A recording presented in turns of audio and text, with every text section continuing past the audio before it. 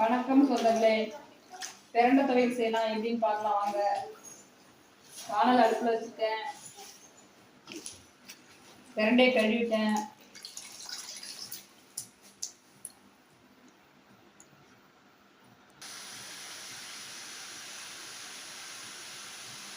பிரண்டை கழுவிட்டேன், அடுப்புல வச்சாச்சு. இலையும் சேர்த்து போட்டுக்கலாம். இந்த பிரண்டையை பற்றி சொல்லணும்னா எல்லாருக்கும் தெரிஞ்சதுதான். இதில் வந்து கால்சியம் அதிகமாக இருக்குது. இந்த பிரண்டை சாப்பிட்டாக்க, பிரண்டை துவையல் சாப்பிட்டோம்னா 48 நாள் தொடர்ந்து சாப்பிட்டோம் அப்படின்னா ஒடிஞ்ச எலும்பு கூட கூடிடுமா, அந்த அளவுக்கு இதில் வந்து கால்சியம் அதிகமாக இருக்குது. இது இட்லி, தோசை, சாப்பாடு எல்லாத்துக்குமே சேர்த்து சாப்பிட்டுக்கலாம். இதுதான் வச்சுருக்கேன். நல்லா வதங்கணும். இதில் ஒரு சிறப்பு என்னென்னா நல்லா வதங்கணும். நாக்கு அரிக்கும். புளி சேர்த்துக்கணும். இது நல்லா வதக்கிட்டு நான் காமிக்கிறேன். பிரண்டை வதங்கிருச்சுங்க. இந்த ஸ்டேஜ் வரைக்கும் வதங்கணும். இந்த அளவுக்கு வதங்கலாம். இன்னும் கூட கொஞ்சம் வதங்கலாம். தப்பு நல்லா வதங்கினா நல்லாயிருக்கும். இது கூட மிளகும் காஞ்ச மிளகாயும் சேர்த்து அரைக்கணும். பிரண்டை வந்து கொஞ்சம் சூடு தான். அதை ஈக்குவல் பண்ணுறதுக்காக தான் அதில் மிளகு சேர்க்குறோம். மிளகும் காஞ்ச மிளகாயும் வறுத்துட்டு புளி சேர்த்து அரைக்கணும். அவ்வளோதான். இந்த ஸ்டேஜ் வரைக்கும் வறுத்துட்டா போதும். வேற ஒரு வானல் வச்சுக்கலாம். அதில் ஒரு ஸ்பூன் எண்ணெய் ஊற்றிக்கலாம். அதில் ஒரு 2 ஸ்பூன் மிளகு போட்டுக்கலாம். மிளகு சேர்த்து வறுத்து எடுத்துக்கலாம்.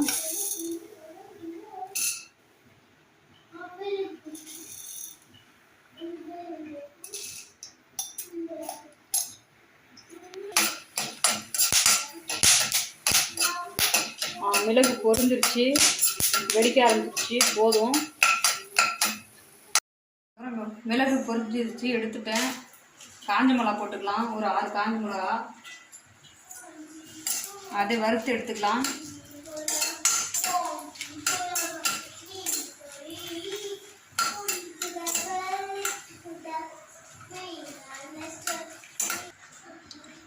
வறுத்ததெல்லாம் மிக்சி ஜாரில் சேர்த்தாச்சு. அது தேவையான உப்பு போட்டுக்கலாம். புளி கொஞ்சம் சேர்த்துக்கலாம். சேர்த்து அரைச்சிக்கலாம்.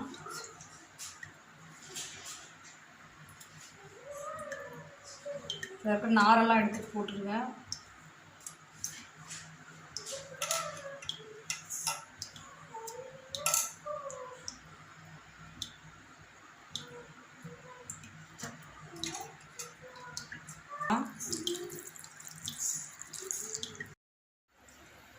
அடுப்பு ஆன் பண்ணியாச்சு.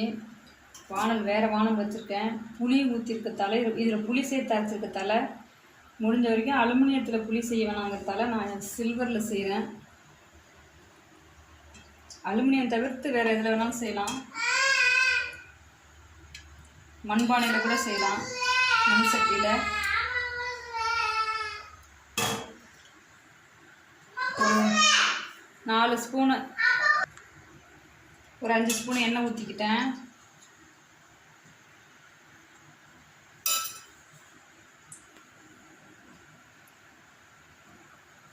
இதுக்கு வடகம், வெங்காயத்தால் செய்கிறவங்கள வடகம், அந்த வடகம் இருந்து போட்டு தாளித்தா ரொம்பவே நல்லாயிருக்கும். என்கிட்ட வடகம் இல்லை. நான் கடுகு தான் போட்டுக்க போகிறேன்.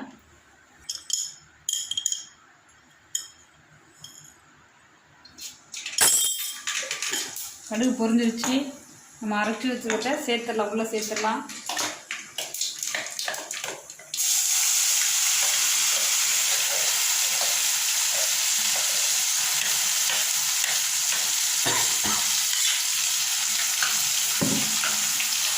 இதுக்கப்புறம் இதுக்கு எதுவும் தேவையில்லை. இந்த மிக்ஸி அலசி அந்த தண்ணியை மட்டும் ஊற்றினா போதும்.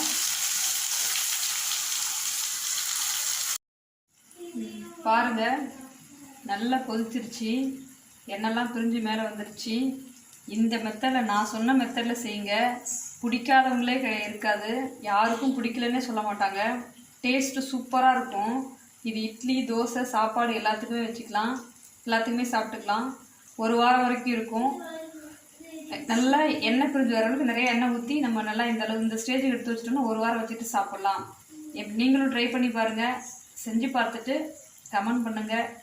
நன்றி.